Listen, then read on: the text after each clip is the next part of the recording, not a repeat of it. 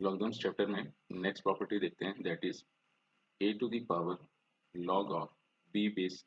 तो अगर ऐसा कहीं पर कुछ गिवन है a to the power log of b base c, तो इसे मैनिपुलेशन में मतलब क्वेश्चन में मैनिपुलेशन में जरूरत के हिसाब से b to the power log of a base c लिखा जा सकता है। तो a to the power log b base c को b to the power log of a base c लिखा जा सकता है, प्रोवाइडेड जो भी लॉगरिथमिक टर्म्स गिवन है वो लॉगरिथमिक टर्म्स डिफाइंड होने चाहिए। तो इस पर बेस्ड कुछ एक इमीडिएट एग्जांपल्स देख लेते हैं। फॉर एग्जांपल अपने पास अगर ऐसा कुछ गिवन है 5 to the power log of 3 base 2, तो क्वेश्चन में मैनिपुलेशन में मतलब क्वेश्चन में मैनिपुलेशन के हिसाब से इसे ऐसे लिखा जा सकता है 3 to the power log of 5 base 2। अगर इसी क्वेश्चन में ऐसा कुछ गिवन है 7/2 to the power log of 9/11 to the base 3, तो मैनिपुलेशन मतलब क्वेश्चन में हम कुछ ऐसा मैनिपुलेट कर रहे थे जिसमें हो रहा था कि जो 9/11 गिवन है ये हमें नीचे चाहिए और साथ ही साथ 7/2 ये हमें ऊपर यहाँ पर लॉग के आर्गुमेंट में चाहिए था। तो इस प्रॉपर्टी के इस्तेमाल से इनकी पोजीशंस को इंटरचेंज किया जा सकता है। तो फर्दर इसको ऐसे लिखा जा सकता है 9/11 to the power log of 7/2 to the base 3। तो फर्दर अगर हम देखें, अगर ऐसा कुछ गिवन है example log of 3 to the base 2 and यहाँ पर अपने पास 7 गिवन है, मतलब 7 to the power log of 3 base 2 अगर गिवन है तो इसे ऐसे रिप्रेजेंट किया जा सकता है, that is 3 to the power log of 7 to the base 2। फिर नेक्स्ट गिवन प्रॉपर्टी का प्रूफ देख लेते हैं। तो हुआ ये कि प्रॉपर्टी कुछ इस तरह से दी गई थी, that is a to the power log of b base c equal to, हमें इसे प्रूव करना था b to the power log of a base c। तो सबसे पहला काम तो ये कर लेते हैं कि लेफ्ट हैंड साइड उठाते हैं। तो ये गिवन था a to the power log of b base c and इसे t एज्यूम कर लिया और इसे एक नाम दे दिया इक्वेशन नंबर 1। तो a to the power log of b base c को t कह दिया है। फिर फर्दर एक काम ही कर लेते हैं कि इक्वेशन नंबर 1 में log ऑपरेट कर देते हैं विद बेस b। तो taking log with base b on both sides. तो जैसे ही दोनों तरफ log ऑपरेट किया, लेफ्ट हैंड साइड पे तो अपने पास बन गया log with base c of a to the power log of b base c and right hand side पे मिला log of t base b। फिर फर्दर एक काम करते हैं कि लेफ्ट हैंड साइड पे जैसे हमने log ऑपरेट किया कुछ इस तरह से टर्म देखने को मिला, that is log of m to the power n to the base a। तो इसे n into log of m base a लिखा जा सकता है। तो जैसे इस प्रॉपर्टी का इस्तेमाल यहाँ पर लेफ्ट हैंड साइड पे किया तो ये जो log of b base c था ये तोड़कर आगे आ गया, that is log of b base c। फिर मल्टीप्लिकेशन मिला log of a base b equal to यहाँ से मिला था log of t base b। फिर एक काम ही कर लेते हैं कि लेफ्ट हैंड साइड पे यहाँ पर बेस चेन प्रॉपर्टी का इस्तेमाल कर लेते हैं। तो लेफ्ट हैंड साइड पे ऐसे लिखा log of b divided by log of c multiplication में log of a divided by log of and equal to मिल गया है log of t base b। फिर यहाँ से हुआ ये कि log b से log b कैंसिल आउट हो गया। तो जैसे ये दोनों कैंसिल आउट हुए फिर फर्दर एक काम ये किया कि इसे लिखा जा सकता है log of a divided by log of c is equal to log of t base b। फिर फर्दर ये जो लेफ्ट हैंड साइड गिवन है यहाँ पर फिर से अगर हम बेस चेन प्रॉपर्टी का इस्तेमाल करें तो लेफ्ट हैंड साइड पे ऐसे लिखा जा सकता है, that is log of a base c is equal, फिर ये हमें मिला log of b base in fact log of t base b। अच्छा, यहाँ पर हो रहा था कि जब यहाँ पर बेस चेन प्रॉपर्टी का इस्तेमाल किया था तो बेस यहाँ पर अपनी चॉइस का कुछ भी ले सकते थे। तो इनफैक्ट यहाँ पर जब हमने बेस सिलेक्ट नहीं किया है तो by the definition of common logical तो यहाँ पर बेस 10 ही रहेगा। तो अल्टीमेटली यहाँ पर हमने बेस 10 ही अज्यूम किया हुआ है, ठीक है। फिर फर्दर रिजल्टेंट ऐसे कुछ देखने को मिला log of a divided by log of c। तो यहाँ पर भी बेस 10 गिवन है तो further log of a by log of c को log of a base c लिखा जा सकता है यूजिंग बेस चेन प्रॉपर्टी। फिर जैसे अपने पास ऐसा कुछ देखने को मिला, मतलब हुआ ये अपने पास एक लॉगरिथमिक टर्म गिवन है, ये भी एक लॉगरिथमिक टर्म गिवन है। तो एक काम करते हैं कि इसे एक क्वांटिटी के इक्विवेलेंट अज्यूम किया। फिर ये जो log of t base b equal to कोई एक क्वांटिटी गिवन है और क्वांटिटी अपने पास थी log of a base b।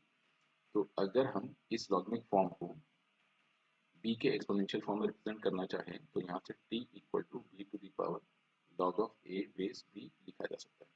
तो यहाँ पर सिंपली हमने किया ये कि जो लॉगरिथमिक फॉर्म गिवन था दैट इज, अगर अपने पास log of a base b equal to n given है तो यहाँ से a equal to b to the power n लिखा जा सकता है। तो जैसे इस कंडीशन का इस्तेमाल किया यहाँ पर, तो फर्दर t को लिख दिया b to the power log of a base, in fact यहाँ पर गिवन था c, तो t equal to b to the power log of a base c, and t हमने इनिशियली अज्यूम किया था इसे a to the power log of b base c को, and finally t को प्रूव कर दिया b to the power log of a base c, that is the required proof of the given property. तो यहाँ से हुआ ये था कि हमें प्रूव करना था कि a to the power log of b base c को b to the power log of a base c लिखा जा सकता है। तो सबसे पहले a to the power log of b base c को t अज्यूम कर लिया, फिर दोनों तरफ मतलब इसे एक नाम दिया दैट इज इक्वेशन नंबर 1, फिर दोनों तरफ log ऑपरेट कर दिया विद बेस b। तो जैसे log ऑपरेट किया तो रिजल्टेंट ऐसा कुछ देखने को मिला। फिर फर्दर एक काम ये किया कि लेफ्ट हैंड साइड पे log m पावर n इस प्रॉपर्टी का इस्तेमाल किया। तो जैसे log m power n property का इस्तेमाल किया तो अल्टीमेटली हुआ ये कि log of b base c उठकर आगे आ गया, फिर मल्टीप्लिकेशन में मिला log of a base b। फिर फर्दर किया ये कि लेफ्ट हैंड साइड पे बेस चेंज प्रॉपर्टी का इस्तेमाल कर लेते हैं विद कॉमन बेस 10। तो log b बेस c को लिखा जा सकता था log of b upon log of c, log a base b को लिखा जा सकता था log of a upon log of b। तो यहाँ से हुआ ये कि log ऑफ b से log ऑफ b कैंसिल हो गया, रिजल्टेंट बचा log of a upon log of c। तो फिर से यहाँ पर जैसे बेस चेंज प्रॉपर्टी का इस्तेमाल किया तो log of a upon log of c को log of a base c लिखा जा सकता है, एंड राइट हैंड साइड पे गिवन था log of t base b। तो अल्टीमेटली क्वांटिटी ऐसे कुछ गिवन थी log of t base b equal to log of a base c। तो फिर ये जो अपने पास लॉगरिथमिक फॉर्म गिवन है इससे एक्सपोनेंशियल फॉर्म में कन्वर्ट करने के लिए b की पावर में इस क्वांटिटी को लिखा and that will be equal to t। तो इस लॉगरिथमिक फॉर्म को जैसे एक्सपोनेंशियल फॉर्म में कन्वर्ट किया तो t को लिखा जा सकता है b to the power log of a base c, and t was nothing but a to the power log b base c। तो ये अपने पास रिक्वायर्ड प्रॉपर्टी का प्रूफ हो गया। एक क्वेश्चन सॉल्व करते हैं जो गिवन प्रॉपर्टी पर बेस्ड है। इनफैक्ट ये जो क्वेश्चन था जेईई मेन 2021 में पूछा गया था। तो क्वेश्चन कुछ ऐसा गिवन है, the inverse of y equal to 5 to the power log of x is, and इसके करस्पॉन्डिंग ये चार ऑप्शंस अपने पास गिवन है। तो एक काम करते हैं, ये जो फंक्शन अपने पास गिवन है इस फंक्शन का इनवर्स हमें इवैल्यूएट करना है। एंड इनफैक्ट ये जो क्वेश्चन है इस क्वेश्चन का सोल्यूशन उन बच्चों के बहुत महत्वपूर्ण है जिन्होंने इनवर्स पढ़ रखा है। बाकी जो बच्चे 11th क्लास में हैं जिन्होंने भी फंक्शंस नहीं पढ़ा है तो इनफैक्ट इनवर्स भी उन्होंने नहीं पढ़ा होगा, तो वो बच्चे इस क्वेश्चन को स्किप कर सकते हैं। बाकी जिन बच्चों ने इनवर्स पढ़ रखा हुआ है तो वो बच्चे इस क्वेश्चन का सोल्यूशन जरूर देखें। तो यहाँ से हुआ ये कि अपने पास एक फंक्शन गिवन था that is y equal to 5 to the power log of x, और इस फंक्शन का हमें इनवर्स इवैल्यूएट करना है। तो एक काम करते हैं, इनवर्स इवैल्यूएट करने के लिए सबसे पहले तो ये जो अपने पास इक्वेशन गिवन है y equal to 5 to the power log of x, तो एक काम करते हैं, इनवर्स इवैल्यूएट करने के लिए अपना ऑब्जेक्टिव ये होगा कि हम x equal to g of y type चीज इवैल्यूएट करें।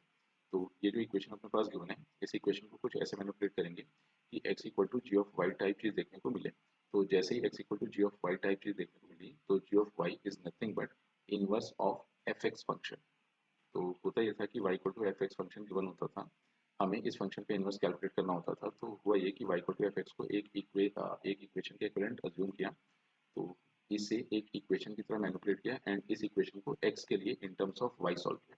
तो जैसे इस इक्वेशन को x के लिए in terms of y solve करेंगे तो यहाँ से होगा ये कि x equal to g of y type चीज देखने को मिलेगी। ये जो g ऑफ y टाइप चीज आई है that is nothing but the inverse of function y equal to fx। तो इस आइडिया के साथ आगे बढ़ते हैं। तो 5 मतलब y equal to 5 to the power log of x given था, तो यहाँ से हमें x equal to g of y type चीज इवैल्यूएट करनी है। मतलब ऑब्जेक्टिव अपना ऐसा कुछ रहेगा कि लेफ्ट हैंड साइड पे हमें सिर्फ और सिर्फ x चाहिए, उसके अदरवाइज जो कुछ भी बचेगा उसको राइट हैंड साइड पे शिफ्ट कर देना है। ऑब्जेक्टिव ये है कि लेफ्ट हैंड साइड पे हमें सिर्फ और सिर्फ x चाहिए विद कोफिशिएंट 1 एंड पावर 1, यानी कि लेफ्ट हैंड साइड पे सिर्फ और सिर्फ x बचना चाहिए। तो ऐसे मैनिपुलेट करने के लिए किया ये जो इक्वेशन नंबर 1 थी दोनों तरफ log ऑपरेट कर दिया। तो टेकिंग log with base 5, तो लेफ्ट हैंड साइड पे मिला log y base 5 and right hand side पे log base 5 of 5 to the power log of x। फिर फर्दर इसे सिंप्लीफाई किया जाए तो यहाँ से इसे लिखा जा सकता है, राइट हैंड साइड पे काम कर लेते हैं कि राइट हैंड साइड पे इस प्रॉपर्टी का यूज किया that is log of m to the power n to the base a, तो n उठ के आगे आ गया, फिर बचा log of m base a।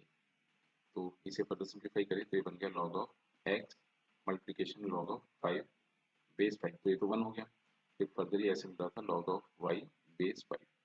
तो यहाँ से काम किया कि फर्दर इसे सिंप्लीफाई किया जाए तो x इक्वल टू, यहाँ पर बेस 10 अज्यूम किया था तो 10 to the power log of y base 5 देखने को मिला। फिर एक काम ही कर लेते हैं कि इसे फर्दर सिंप्लीफाई किया जाए तो यहाँ से x इक्वल टू, अब यहाँ पर हुआ ये कि y एंड 10 को आपस में इंटरचेंज कर देते हैं। तो जैसे इन्हें इंटरचेंज किया तो रिजल्टेंट मिला y to the power log of 10 base 5। फिर फर्दर एक काम ये किया कि यहाँ पर ये जो log 10 बेस 5 गिवन है, यहाँ पर बेस चेंज प्रॉपर्टी का इस्तेमाल किया तो फर्दर x इक्वल टू लिखा जा सकता था y to the power 1 upon log of 5 to the base 10। In fact base 10 यहाँ पर नहीं लिखते हैं, जिस फॉर्म में क्वेश्चन गिवन था उसी फॉर्म में फाइनल आंसर दे देते हैं। तो बेस 10 यहाँ पर किसी भी लॉजिक टर्म में नहीं लिखा हुआ था, तो अल्टीमेटली फाइनल आंसर ऐसे लिख दिया x equal to y to the power 1 upon log 5। And इसके रिस्पेक्ट में देखा जाए तो ये जो ऑप्शन सी दिया गया है या फिर ऑप्शन थर्ड दिया गया, that will be our correct choice. तो इस क्वेश्चन में ऑप्शन